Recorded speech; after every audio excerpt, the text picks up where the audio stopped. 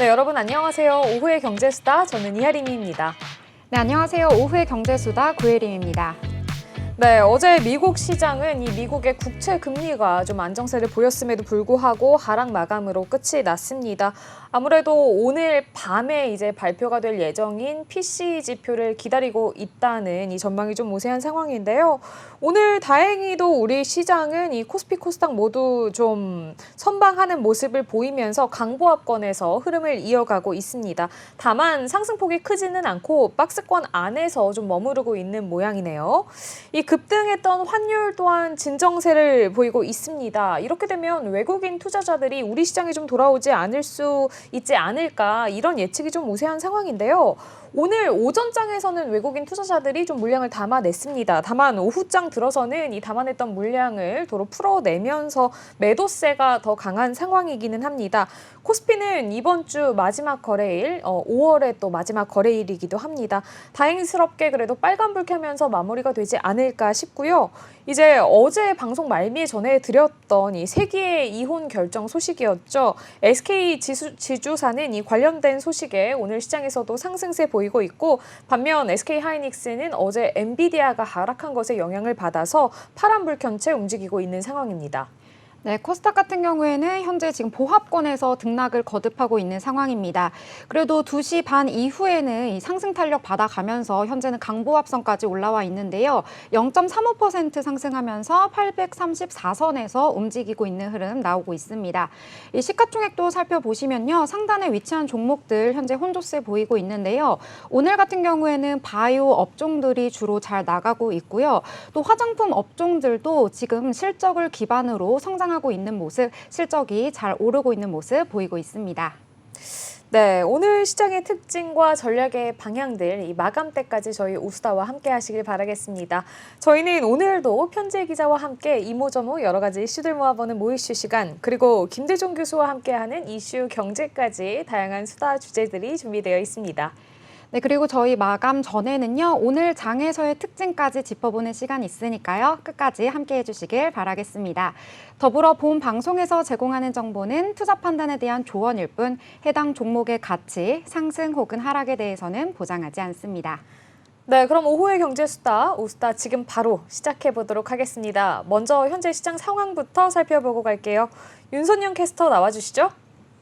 네, 5월 마지막 금요일입니다. 이번 주 전반적으로 국내 시장 물량이 많이 빠지면서 좀 힘을 내지 못하는 모습이었는데요. 다행히도 오늘 오전장에는 반등을 보이면서 시장을 시작을 했습니다. 자, 이 시각 코스피 흐름 살펴보시면 0.43% 오른 2646선을 지나고 있는데 여전히 2700선에서는 거리를 두고 있지만 지금 현재 플러스권에서 계속 유지가 되고 있는 상황이고요. 현재 코스닥 시장 같은 경우도 0.07% 오른 832선을 지나고 있는데 코스닥 같은 경우는 일단 저희가 반등을 했지만 중간에 플러스 마이너스권을 왔다 갔다 하면서 현재는 강보합권을 유지하고 있습니다.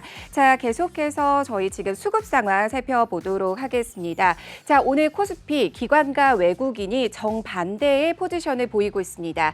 개인과 외국인은 지금 팔자세를 보이고 있는 가운데 기관은 지금 매수를 들어가고 있는 상황이고요. 코스닥 계속해서 수급 상황을 살펴보시면 현재 기관과 외국인이 쌍끌이 매수를 들어가고 있고요. 반대로 개인이 매도세를 보이고 있습니다. 자, 현재 이제 저희 시가총액 코스피부터 살펴보도록 하겠습니다. 자, 삼성전자 이번 주에 계속 연달아서 물량이 좀 빠지면서 걱정이 많으셨을 텐데 오늘 반등을 보이면서 현재가 73,700원 선을 보이고 있고요. 특히 이번 주에 삼성전자가 사상 처음으로 파업을 선언하면서 외국인이 좀 출렁이는 모습이었는데 다행히 힘을 내고 있는 모습입니다. SK하이닉스는 현재 19만 100원, LG에너지솔루션은 지금 0.15% 상승한 32만 8,500선을 지나고 있고요. 현대차도 역시 지금 삼성바이오로직스와 함께 하락세를 보이고 있습니다. 계속해서 코스닥 시가총액 이어서 보도록 하겠습니다. 이번 주에 신저가를 기록했던 에코프로비엠 현재는 어제보다 살짝 오름세를 보이면서 18만 6,200선을 보이고 있고요. 역시 에코프로와 엔캠도 각각 2.22%, 3.80% 오름세를 보이면서 92,100원, 28만 7천 원 선을 지나고 있습니다. 반면에 알테오젠과 HLB는 살짝 하락세를 보이면서 각각 17만 9,700원, 5만 9,500원 선을 보이고 있습니다. 자, 마지막까지 긴장 놓치지 마시고요. 저희 함께 해주시면 좋을 것 같습니다. 마감 시황센터였습니다. 네, 잘 들어봤습니다. 저희 자세한 시장 마감 상황은 장 끝나고 나서 한 번 더 짚어보는 걸로 하겠습니다. 그럼 저희는 다음 코너로 넘어가 보도록 할게요. 오늘도 편재 기자와 함께 오늘의 다양한 이슈들 짚어보는 모이슈 시간 준비가 되어 있습니다. 기자님, 오늘도 어서 오세요. 네, 안녕하세요. 안녕하세요. 네, 오늘은 또 어떤 이슈가 준비되어 있을지 첫 번째 소식부터 바로 함께 만나보시죠. 오늘의 첫 번째 소식입니다. 대통령 직속 저출산 고령사회위원회가 10조 원 규모의 저출생 대책 특별회계를 신설할 계획이라고 합니다. 먼저 저출산 고령사회위원회가 이 특별회계를 신설하려는 배경부터 들어보도록 할게요. 네, 저출생 고령사회위원회는 저출생 대책의 효율성을 높이기 위해 이번 특별회계를 신설하려는 계획을 추진하고 있다고 알려졌습니다. 현재 저출생 관련 예산은 7개 정부 부처와 지방자치단체별로 분산이 되어 있는데 효과가 검증된 대책에 재원을 집중하기 어렵다는 지적이 많았습니다. 이것을 통합해 효과적인 대책에 재원을 집중하려는 것입니다. 네, 효과적인 대책에 재원을 집중한다. 정말 좋은 취지일 것 같습니다. 그렇다면 이 특별회계 신설의 구체적인 계획은 또 어떻게 될까요? 네, 29일 관련 부처에 따르면 저출생 고령사회위원회는 고용보험기금, 주택도시기금, 지방교육재정교부금 등 이것을 통합해서 10조 원 규모의 특별회계를 조성할 방안이라고 알려졌습니다. 네, 이 지난해 우리나라의 저출생 예산이 무려 47조 5천억 원이었다고 들었습니다. 그렇다면 이와 관련해서 이 특별회계가 신설하게 된다면 좀 어떤 변화가 있을까요? 네, 지난해 저출생 예산 중 주거지원 예산 21조 4천억 원을 제외한 순수 저출생 예산은 26조 1천억 원이었는데 이것은 GDP의 1.5% 수준으로 OECD 평균치 2.1%에 비해 낮았습니다. 특별회계가 신설이 되면 예산의 효율적 집행이 가능해져서 순수 저출생 예산을 더욱 효과적이고 집중적으로 사용할 수 있을 것으로 기대가 되고 있습니다. 네, 이 예산이 47조라는 금액이 딱 들으면 굉장히 크게 느껴지기는 하지만 오히려 순수 저출생 예산만 따져보자면 이 GDP를 따져봤을 때 평균치에 비해서 낮은 수준이었습니다. 이번 특별회계 신설로 인해서 이런 부분들 좀 효과적으로 사용할 수 있도록 마련이 되면 좋을 것 같은데요. 그중에서도 좀 특별히 강조되는 부분이 있을까요? 이번 특별회계 신설에서는 특히 일가정 양립지원 예산이 대폭 늘어날 예정이라고 합니다. 육아휴직 급여 상한을 현행 150만 원에서 200만 원으로 높이고 육아기 근로시간 단축 지원과 유연근로 활성화 등의 예산 지원 확대도 검토되고 있습니다. 그렇지만 이 재원 조성이라든지 이에 따라서 필요한 과제들도 좀 많을 것 같은데 어떻게 보시나요? 맞습니다. 저출생 특별회계를 신설하기 위해서는 재원을 어디서 끌어올지 결정하는 것이 중요한 과제입니다. 고용보험기금, 주택도시기금, 지방교육재정교부금 등에서 재원을 확보하는 방안이 고려되고 있지만 이 기금들 역시 별도의 사용처가 있어 조정이 필요한 상황입니다. 현재 재원 확보 방안을 놓고 기획재정부 등 예산당국과 협의 중에 있습니다. 네, 그렇군요. 그렇다면 이 특별회계 신설로 인한 기대 효과는 또 무엇이 있을지 궁금합니다. 특별회계 신설로 일가정 양립지원 예산이 대폭 확대가 된다면 육아휴직 사용률이 더욱 증가할 것으로 기대하고 있고요. 양육비 부담이 줄어들어 출산 장려 효과가 더욱 커질 것으로 내다보고 있습니다. 또한 아동수당 지급 연령을 17세까지 늘리는 등 다양한 현금 보조 정책을 통합해 양육비 지원을 확대할 계획이라고도 말했습니다. 네, 지난해 이제 우리나라의 출생률을 봤을 때 0.7 수준이라고 제가 들었는데 앞으로는 계속해서 낮아져서 0.6 정도까지 떨어질 수도 있다라는 전망이 전해졌다고 합니다. 모쪼록 이런 특별 회계적인 부분들이 빠르게 좀 자리를 잡아서 저출생 문제 해결에 큰 도움이 됐으면 하는 바람입니다. 그럼 저희는 다음 이슈도 만나보도록 할게요. 네, 국내 79개 저축은행의 부실 채권이 10조 원을 넘어섰다고 합니다. 이 전체 연체율도 10년 만에 처음으로 이 9%대에 육박했다고 하는데요. 관련한 내용 전해주시죠.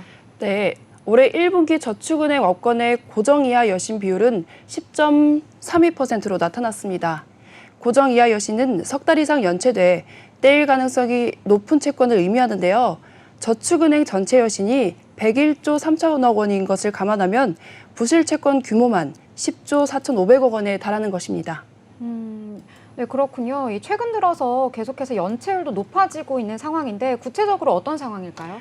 네, 올해 1분기 저축은행 업권의 연체율은 8.8%로 지난해 말 6.55% 대비 2.25% 상승했습니다. 이것은 2015년 말 이후 가장 높은 수치입니다. 특히 부동산 프로젝트 파이낸싱 대출 등 기업 대출 연체율이 작년 말 7.48%에서 11%로 급증한 것이 가장 큰 영향을 줬습니다. 네, 연체율도 문제긴 한데 이 적자 규모도 굉장히 문제라고 들었어요. 이 내용은 또 어떨까요?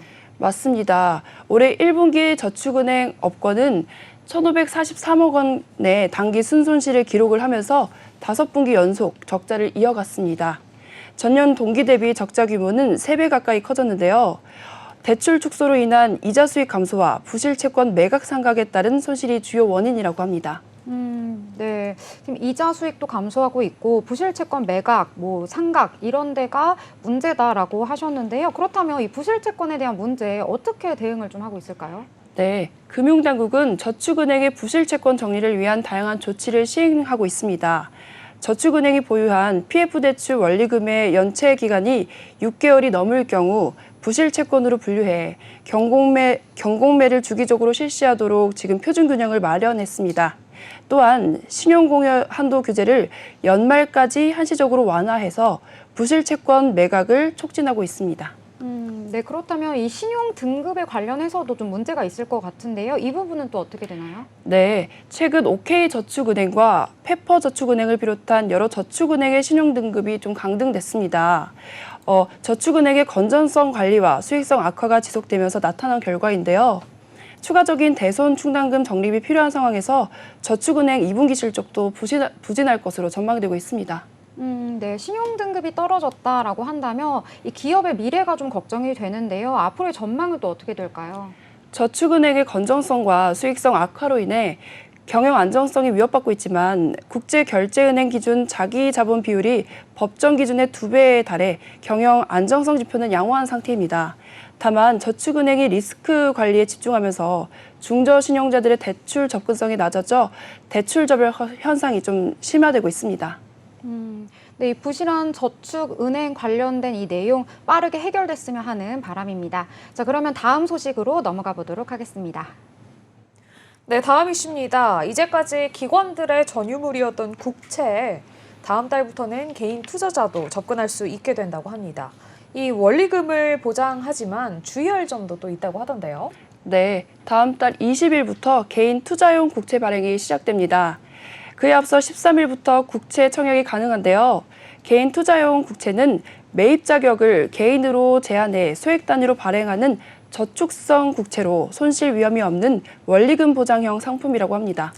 네, 관심 가지시는 분들이 많이 계실 것 같습니다. 이거 최소 얼마부터 좀 구매가 가능한가요? 네, 최소 10만 원부터 연간 1억 원까지 구매할 수 있습니다. 만기일에 원금과 이자를 일괄 수령하는 방식으로 만기까지 보유하면 표면금리에 가산금리가 붙고 연복리 혜택도 있다고 합니다. 또한 매입액 2억 원까지 이자소득 분리 과세가 적용된다고 합니다. 네, 그렇다면 이 발행되는 국채의 종류 그리고 금리도 좀 궁금합니다. 네, 개인 투자용 국채는 10년 만기와 20년 만기 두 종류로 발행이 됩니다.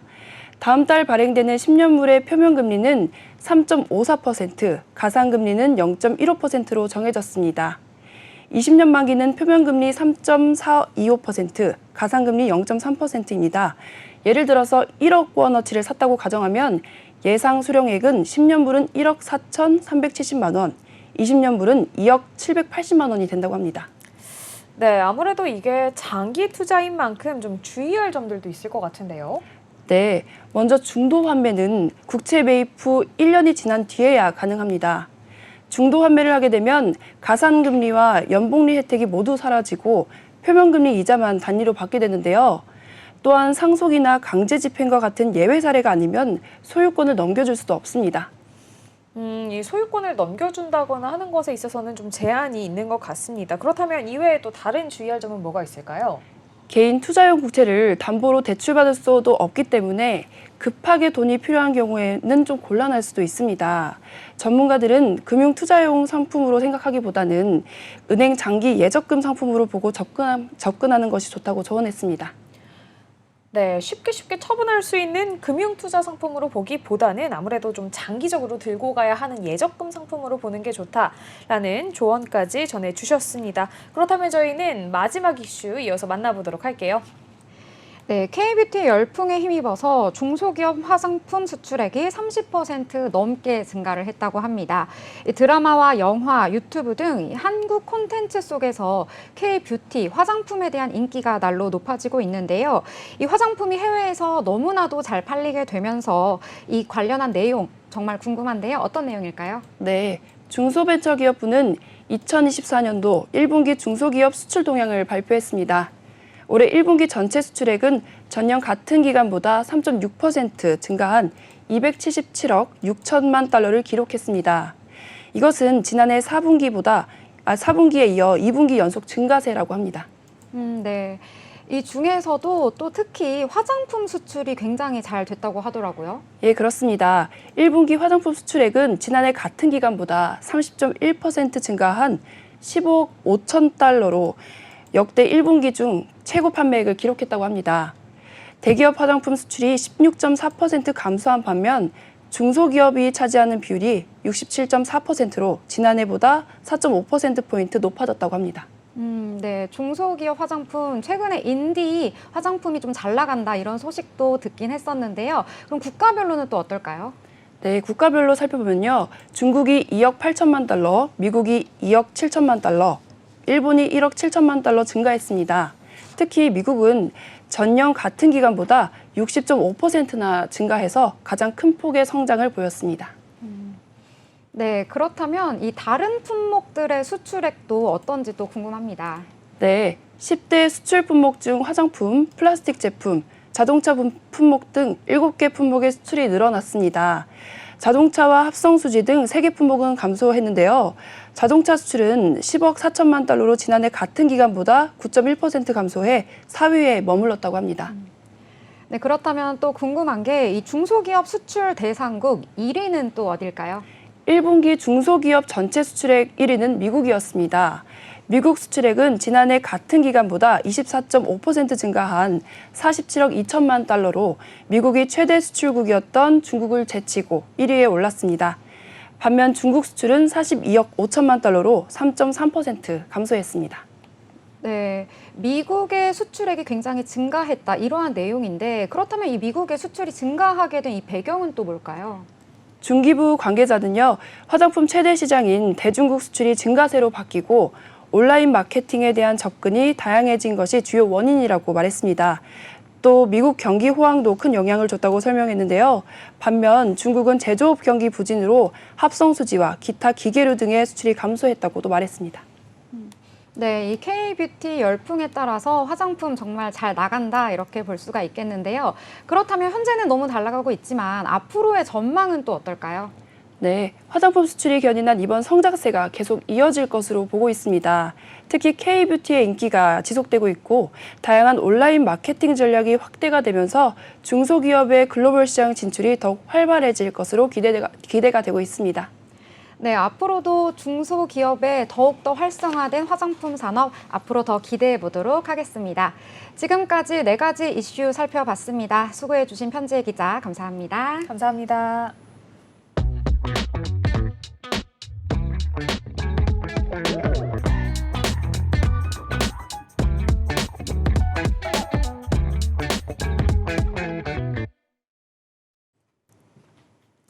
네, 현재 시각은 3시 20분을 지나고 있습니다. 오늘도 우리 장 마감까지 10분가량 남아있는 상황인데요. 오전장과 오후장 흐름 어땠는지, 어떤 섹터가 좀 뜨거웠는지 관련된 이슈들 짚어보도록 하겠습니다. 오늘 시장에서는 좀 어떤 이야기가 뜨거웠을까요? 네, 오늘은요, 어제 사실 속보로 들어오면서 잠깐 소개해드리기도 했었는데요. 오늘 SK 관련된 이야기를 해보도록 네. 하겠습니다. 정말 세기의 이온이다라는 말이 붙을 정도로 정말 들썩이고 있는 내용인데요. 이 어제 최태원 SK그룹 회장과 이 노소영 아트센터 나비관장의 이혼 소송 판결이 있었습니다. 2심 판결이었는데요. 이 결과는 이 노소영 관장의 완승이다, 이렇게 평가가 나오고 있습니다. 이 서울고법 가사 2부는 전날 최 회장이 노 관장과 이혼하면서 노 관장에게 위자료 20억 원, 재산 분할로는 1조 와. 3,808억 원을 지급하라고 판결이 나왔습니다. 이 앞서 1심에서는요, 2022년 12월에 나왔었는데요. 위자료 1억 원, 재산 분할은 665억 원에서 20배가량 늘어난 금액이다, 이렇게 볼 수가 있겠습니다. 이 이혼 소송에 따른 재산 분할 규모만 놓고 보면 역대 최고액이다, 이렇게 보실 수가 있겠는데요. 네. 특히 2심 같은 경우에는 1심을 완전히 뒤엎고 이 최 회장의 SK 보유 주식도 재산 분할 대상으로 인정을 했다. 이 부분이 눈에 띕니다. 이 SK 그룹 같은 경우에는요, 주식회사 SK를 운영을 하면서 SK 이노베이션, SKT, SK 스퀘어, SKC 여러 가지 계열사를 지배하는 구조를 가지고 있거든요. 이 최태원 회장 같은 경우에는 주식회사 SK의 지분 17.73%를 보유하고 있어서 최대 주주다, 이렇게 보실 수가 있겠습니다. 네, 관련해서 오늘 SK 관련주들 움직임을 좀 살펴보도록 하겠습니다. 어제 재판 결과가 나온 직후부터 이제 오후 장 막판에 SK 지주사의 이 주가는 좀 급등하는 모습을 보였습니다. 오늘 장에서도 큰 폭으로 움직임을 좀 보여서 현재 시간 기준으로 12% 상승한 상황에서 움직이고 있습니다. 아무래도 이게 재산 분할에 SK 주식도 이제 분할 대상으로 포함이 되고 있기 때문에 지분 매각하는 과정과 관련해서 좀 투자자들이 관심을 많이 가지게 되지 않았나 하는 배경을 살펴보실 수가 있을 것 같은데요. 이 관련된 다른 종목군들 한번 살펴보시면 다른 종목군들의 이 움직임이 크지는 않습니다. 대표적으로 SK 하이닉스 같은 경우에는 파란불을 켜면서 움직였는데 이게 이제 SK 지주사와 관련이 있다기보다는 간밤 엔비디아가 하락한 것에 그냥 영향을 받은 것이다, 이렇게 보는 시각이 전반적으로 우세하거든요. 그 외에도 SK 이노베이션, SK 텔레콤 등의 그룹주들의 움직임도 큰 폭으로 움직이진 않았습니다. 강보합에서 약보합을 좀 왔다 갔다 하는 구간에 있었기 때문에 SK 지주사 딱 이 SK만 좀 주가 흐름이 큰 폭으로 뛰었다 생각을 해보시면 좋을 것 같아요. SK가 지금 최태원 회장이 가지고 있는 지분 17.73%죠. 현재 주가로 약 2조 원 규모라고 합니다. 그런데 지금 재산 분할을 1조 3천억 원을 해야 된다라고 알고 있는데 SK의 이 주식까지 상당 부분 매각을 해야 되는 상황까지 된다면 아무래도 최 회장의 이 그룹 장악력이 좀 흔들릴 수도 있지 않을까, 이렇게 보는 시각도 있다고 하네요. 네. 그렇다면 법원은 왜 노소영 관장의 손을 들어줬을까? 이 부분이 또 궁금하실 것 같은데요. 이 항소심 재판을 담당한 재판부에서는요, SK그룹 가치 상승, 또 노 관장의 기여, 이 부분에 대해서 중요하게 판단을 했습니다. 이 최 회장의 재산은 모두 분할 대상이다라고 밝혔는데요. 이 재판부는 SK 주식은 혼인기간 취득된 것이고 또 SK 상장이나 이에 따른 주식의 형성, 그 가치의 증가에 관해서는 1991년경 노태우 전 대통령으로부터 최종현 SK 선대 회장에 상당한 자금이 유입됐다, 이렇게 판단했다고 밝혔습니다. 네. 또 원고 부친인 최 선대 회장이 태평양증권을 인수하는 과정, 또 이동통신 사업 진출 과정에서 이 노 전 대통령이 방패막이 역할을 했기 때문에 이 SK에 무형적 도움이 있었다, 이렇게 판단했다는 내용도 전하기도 했습니다. SK의 주식 역시도 재산 분할의 대상이 된다, 이렇게 봤다고 볼 수 있는 건데요. 이 주식의 재산 분할 대상이 될 수 있을 경우에 이 SK 경영권을 두고 지분 싸움과 관련해서 분쟁이 크게 일어날 수도 있기 때문에 이 매수세가 몰렸다는 분석까지 나오고 있습니다. 네, 하지만 재계에서는 좀 냉정하게 놓고 봤을 때 이번 이혼으로 인해서 최태원 회장의 경영권이 흔들릴 가능성은 굉장히 적다, 이렇게 보는 것이 중론이라고 합니다. 일단 2심이 이 최 회장의 재산 분할 비용을 현금으로 지급하라고 판시했기 때문인데요.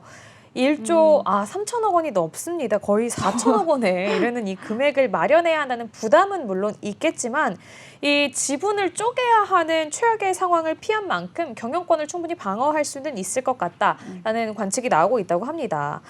왜냐하면 이제 최 회장이 꼭 SK 지분을 매각하지 않더라도 이 지분 매각을 최소화한 상태에서 현금을 확보할 가능성이 있다는 이야기인데요. SK 지분을 담보로 해서 대출을 받을 수도 있고요. 아니면 비상장 주식인 SK 실트론의 지분을 매각하는 방안도 거론이 되고 있다고 합니다. SK 실트론의 지분 가치는 5천억 원 이상으로 추정이 되고 있는 상황이라고 하네요. 특히나 이 노 관장이 경영에 직접 참여할 의사가 없다고 밝힌 적도 있기 때문에 지배 구조가 흔들릴 가능성은 좀 적지 않을까 이렇게 보고 있다고 합니다.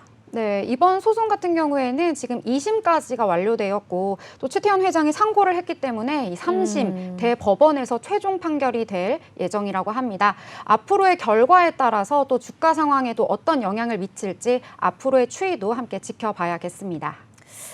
네, 다음으로 살펴볼 이슈는 어제 이제 장이 끝나고 나서도 저희가 한번 이야기를 했었는데 하이브와 미니진의 불편한 동거와 관련된 이야기입니다. 어도어 미니진 대표가 하이브를 상대로 이제 의결권을 행사하지 말아달라며 제기한 가처분을 법원이 받아들였다는 소식입니다. 이 서울중앙지법 민사합의 50부 3 미니진 대표가 하이브를 상대로 낸 의결권 행사 금지 가처분을 인용하면서 하이브는 임시주주총회에서 민 대표에 대한 해임 의결권을 행사하지 못하게 됐다. 재판부는 현재까지 제출된 주장과 자료만으로는 이 하이브가 주장하는 해임 사유나 내지는 사임 사유가 충분히 소명되지 않았다고 판단된다고 이야기를 했다고 하는데요. 어제 법원 결정 이후부터 오늘까지 하이브 주가 흐름 한번 살펴보시면 오늘 오전까지는 하이브의 낙폭이 계속해서 커져가는 흐름 속에 있었습니다. 파란불을 좀 켜고 있었다가요. 오후 중에는 그래도 그나마 많이 좀 회복하는 모습을 보여서 현재 시간 기준으로는 0.9% 하락한 선에서 움직이고 있습니다. 낙폭을 어떻게 좀 줄여나갔냐 봤더니 오늘 오후 2시 이후에 이제 미니진 대표가 기자회견을 열었는데 좀 화해하자 이런 이야기의 취지의 발언을 했다고 해요. 이것 때문에 좀 아무래도 투자자분들이 좀 안심을 하지 않았나 이렇게도 예측을 해볼 수 있을 것 같습니다. 네, 오늘은 좀 화해 모드로 들어갔다 이렇게 보실 수가 있겠지만 사실 어제 법원의 판단이 내려진 직후에 또 사내 이메일이 갔다고 합니다. 네. 이 하이브 박지원 대표는요, 이 하이브 사내 메일을 통해서 오늘 어도어 대표 해임에 대한 주주 의결권 행사 금지 가처분 결정 이루어졌다라고 하면서 이 회사는 법원의 주문에 따를 것이다라고는 했지만 그래도 뉴진스를 데리고 이 하이브의 지배 범위를 이탈하거나 하이브를 압박해서 하이브가 보유한 어도어의 지분을 팔게 만들면서 이 어도어에 대한 하이브의 지배력을 약화시키고 또 미니진 대표가 어도어를 독립적으로 지배할 수 있도록 또 경영권 찬탈을 할 것이다. 이러한 부분에 대해서는 분명하다라고 명시를 했다고 합니다. 그리고 또 이번 결정에 대해서 법원이 의결권 행사 금지만 가처분을 한 것이다라고 하면서 이 미니진 대표가 경영권 탈취를 하려고 했던 의도는 인정이 됐기 때문에 이 법원의 판단에 대해서 앞으로 치열하게 다툴 예정이다. 이러한 내용도 밝히기도 했습니다. 네, 그러니까 이렇게 되면 하이브와 미니진 대표의 이른바 불편한 동거가 당분간은 계속될 수밖에 없는 전망입니다. 관건은 미니진 대표가 배임 행위를 정말로 했는가 안 했는가 이 부분이라고 하는데요. 어도어에 대한 배임 행위를 아니라고 판단한 민사 재판부와 달리 경찰 수사에서는 또 다른 결론이 나올 수도 있다고 합니다. 재판부에서도 민 대표가 이제 뉴진스를 데리고 이탈하거나 독립 지배할 수 있는 방법을 모색한 건 분명하다. 이렇게 인정을 하기는 했습니다. 배임 결론이 날 때까지 양측은 이제 당분간은 계속해서 좀 불편한 동거를 해야 하는 상황인데요. 이번 판결이 민 대표의 해임은 맞긴 했지만 측근인 신묘 부대표 그리고 김모 이사의 해임까지 막을 수는 없었습니다. 오늘 오전에 있었던 임시주총에서는 이 사내이사 전원이 해임됐다고 하네요. 이 자리는 하이브가 추천한 인물로 꾸려 나간다고 합니다. 자, 이렇게 오늘 저희는 최태원 SK그룹 회장의 이혼 소식 그리고 하이브와 어도어 미니진 대표의 이야기까지 함께 만나봤습니다. 다양한 이슈들로 오늘장 한번 짚어봤는데요. 저희는 시장 마감 상황으로 돌아오도록 하겠습니다.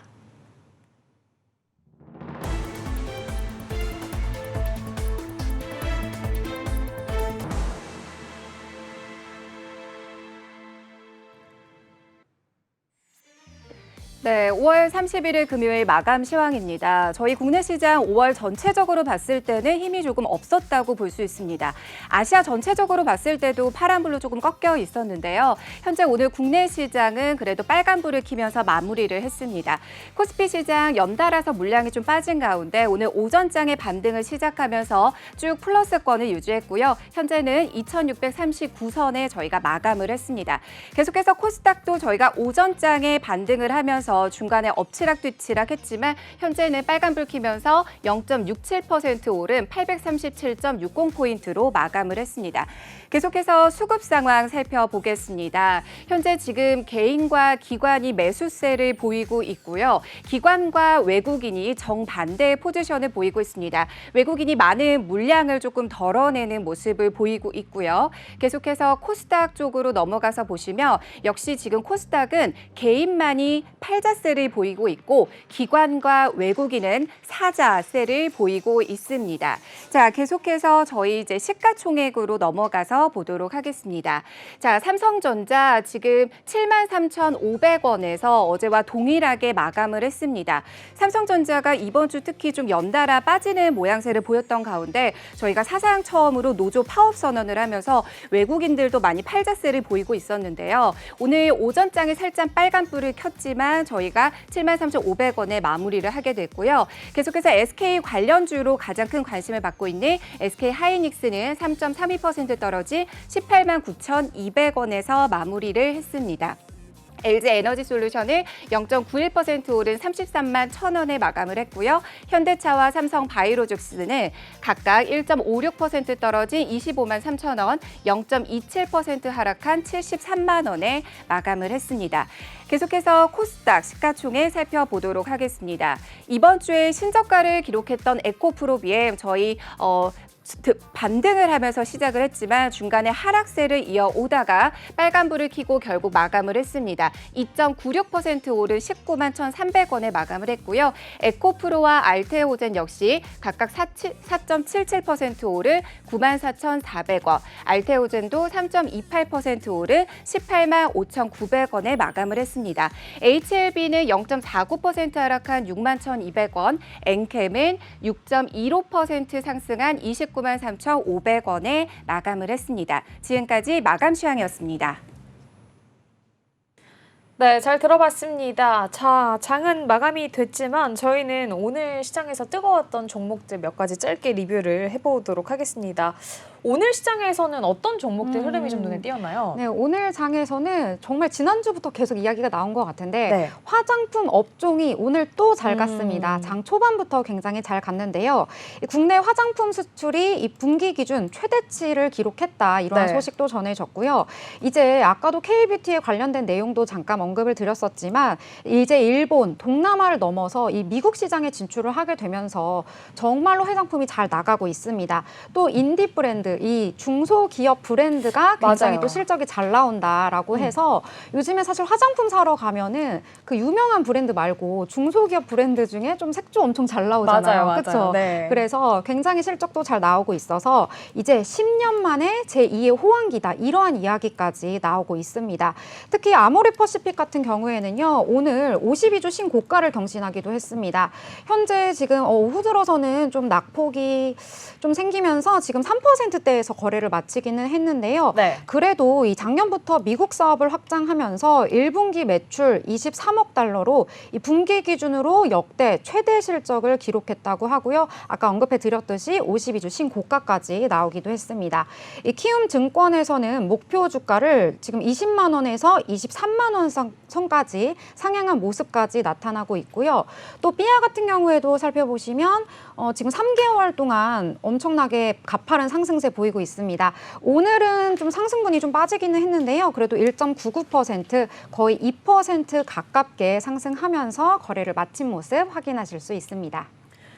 네, 화장품주들의 흐름이 계속해서 뜨거운 것 같습니다. 뭐 중국과 관련해서도 좀 이렇게 양국 간의 관계가 풀리게 되면 중국 소비자들의 흐름도 좋아질 것이다. 이렇게 좀 기대하는 부분들도 있고 비중국 관련해서도 그냥 뭐 북미나 유럽 쪽에서도 화장품 수출 잘 나온다고 하고요. 맞아요. 그야말로 이 K-뷰티의 전성시대가 아닌가 싶습니다. 자, 이렇게 오늘 저희는 화장품주 관련해서 짧게 리뷰 남겨보았고요. 다음 코너로 바로 넘어가 보도록 하겠습니다.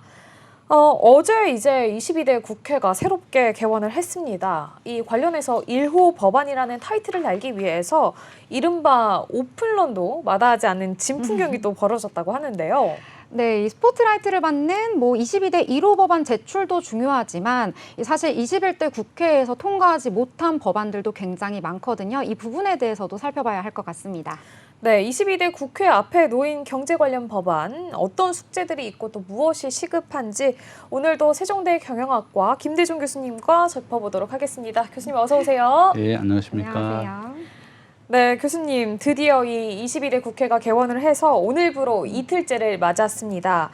22대 국회 개원과 함께 이 주식시장에서는 아무래도 코스피 레벨업, 이 코리아 디스카운트 좀 해소해보자 이런 요구가 많이 나오고 있는데요. 주로 어떤 이야기들이 이 경제학계에서 많이 나오고 있을까요?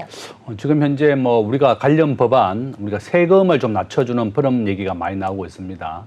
뭐 오늘 많이 나온 얘기는 이제 법인세가 우리나라가 전 세계에서 가장 높은 수준입니다. 우리가 26%인데요. 미국과 OECD 평균이 21%입니다. 싱가포르가 17%이고 아일랜드가 법인세를 12% 낮췄는데요. 본인들은 과거에 50%의 법인세를 12%로 낮추면서 유럽에 본부를 둔 1,700개의 기업을 다 아일랜드로 데려왔습니다. 지금 아일랜드의 1인당 국민소득은 한 11만 불 정도 되는데 우리 대한민국보다 4배 정도 더 높습니다. 이와 같이 기업에 대한 법인세를 낮춰주면 기업의 주당 순이익인 EPS가 증가하게 되고 네. 주가가 또 크게 올라가게 되는 거죠. 네. 이와 같이 이제 기업의 소득을 올려주는 게 바로 기업의 세금을 깎아주는 것이다. 우리 여당에서 정부가 이제 법인세를 세계 평균으로 낮추는 법안을 내놨었는데 우리가 민주당 야당에서 반대를 해서 1% 낮췄습니다. 우리가 과거에 농특 지방세를 포함해서 27%였는데 현재는 26%로 낮췄고 또한 우리가 이렇게 주식과 관련된 세금을 낮춰주는 것. 우리나라는 싱가포르하고 다르게 정권 거래세도 받고 소득세도 받고 배당세도 받습니다. 미국은 소득세 20%만 받고 나머지 관련된 정권 거래세 자체가 없습니다. 이와 같이 세금을 낮춰주는 게 우리가 기업의 주당 순이익을 올려서 기업의 가치를 올려주는 가장 좋은 방법 중에 하나다. 또 최근에 이제 여당이나 야당 둘 다 종부세를 없애거나 종부세를 낮추자. 우리 국민들이 취득세를 내고 보유세를 내는데 네. 종부세도 내고 있습니다. 또 최근에 이제 상속세도 우리가 60%인데요. OECD 평균이 한 25% 정도 됩니다.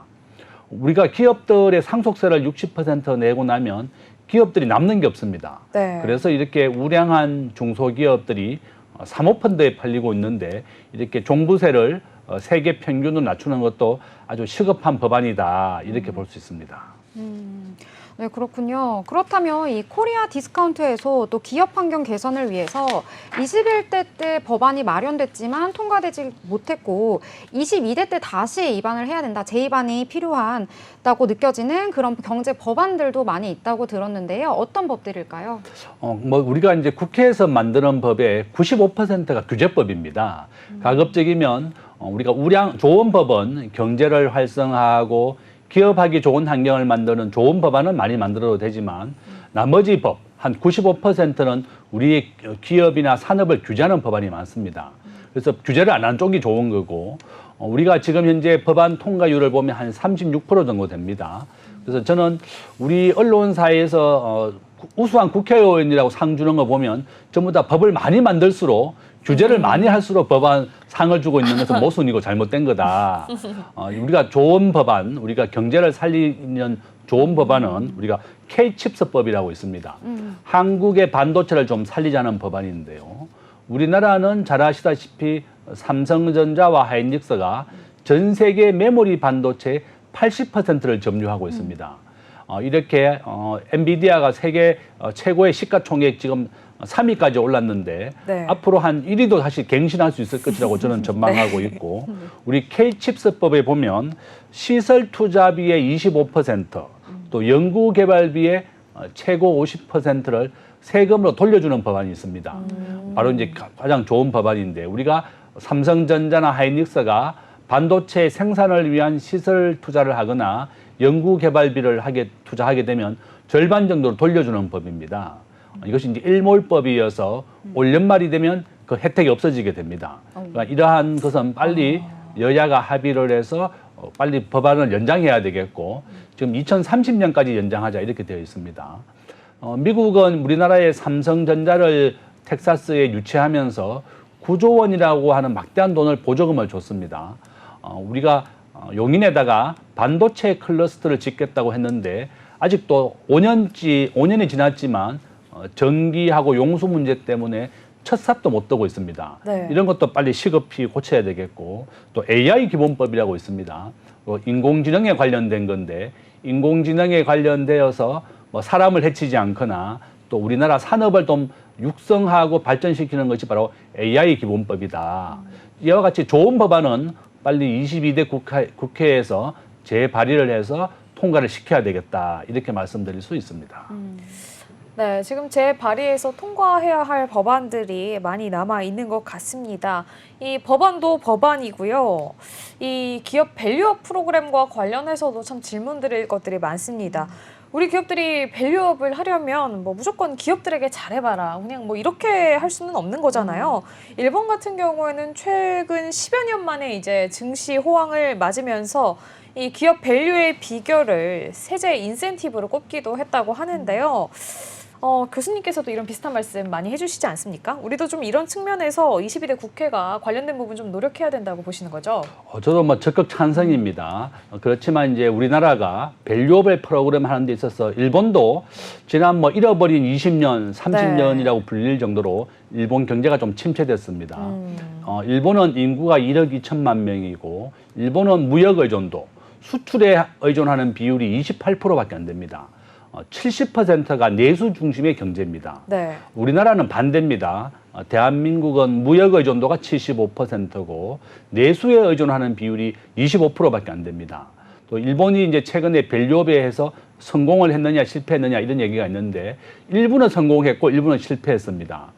소니와 같이 기존의 대형 주식은 그렇게 밸류업을 했다고 해서 성장하지 못했지만 중소형주 중심은 좀 성장을 좀 했습니다. 뭐 일부 은행이라든지 유통업체들이 좀 성장을 했었다. 뭐 저는 이렇게 밸류업 프로그램 관련 중에 이렇게 기업이 우리가 밸류업의 가장 중요한 부분이 기업이 현재의 공시를 좀 정확히 하고 앞으로 계획이라든지 성장 전략에 대해서 좀 더 적극적으로 추진한 것이 기여를 했다고 부르고 또 배당이라든지 또한 주주 환원에 대한 것에 대해서 호응을 했다 이렇게 봅니다. 또 그렇지만 이면에 우리가 또 주주들에게 배당을 많이 하게 되면 기업이 미래의 성장을 위한 투자를 못 하게 됩니다. 바로 이런 이유 때문에 미국의 아마존과 테슬라는 배당을 하지 않고 주주들도 배당을 하지 말라고 얘기합니다. 배당을 할 돈으로 미래 성장 동력에 투자를 해서 주가를 올려라. 우리가 아시다시피 테슬라는 뭐 저가 대비 한 100배 정도 올랐고 아마존도 한 1000배 이상 올랐습니다. 배당 일부를 받는 것보다는 오히려 미래에 대한 투자를 해서 주가를 올려주는 것이 오히려 주주들에게 더 좋다. 우리나라에서도 이것을 한번 유심히 봐야 되겠고 정부가 무조건 배당이라든지 주주 환원 이게 대해서 집중하는 것은 그렇게 좋은 전략은 아니다. 또 이렇게 말씀드릴 수 있습니다. 네, 무조건적으로 배당이나 주주환원 이런 쪽보다는 기업의 미래 가치에 더 투자하고 이 주가를 올릴 수 있는 방법을 강구해야 한다 이런 말씀 주셨습니다. 자, 그렇다면 이 주식시장을 부흥시키기 위해서 이 금투세 폐지 이 얘기가 계속해서 나오고 있습니다. 하지만 야당은 지금 부자 감세라고 반대를 하고 있는 상황인데요. 하지만 이번 국회가 여소야대 상황이잖아요. 자, 반대를 뒤집고 금투세 폐지 가능할까요? 저는 아마 뭐 가능할 거라고 봅니다. 우리나라에서 지금 현재 주식에 투자하는 사람이 한 1,400만 명 정도 됩니다. 검투세에 해당하는 사람이 한 15만 명 정도 되는데요. 이게 한 1% 정도 됩니다. 그렇지만 이 1%가 우리나라 전체 주식시장의 약 50%를 가지고 있습니다. 와. 그러면 우리가 이제 검투세를 부과한다고 하는 그 조건은 매매 차익에서 5천만 원 이상을 내게 되면 22%를 내게 되고 네. 최고 세율은 27%입니다. 그렇다 그러면 많은 사람들이 5천만 원까지 이익만 나면 단기 매매를 할 겁니다. 네. 5천만 원의 이익이 나면 바로 팔아버린다는 겁니다. 네네네. 이와 같이 미국이나 영국, 선진국에서는 내가 손해받는 기간을 빼주게 돼 있습니다. 그렇지만 우리나라 검투세법은 지금 현재 5년간 한시적으로만 적용이 되거든요.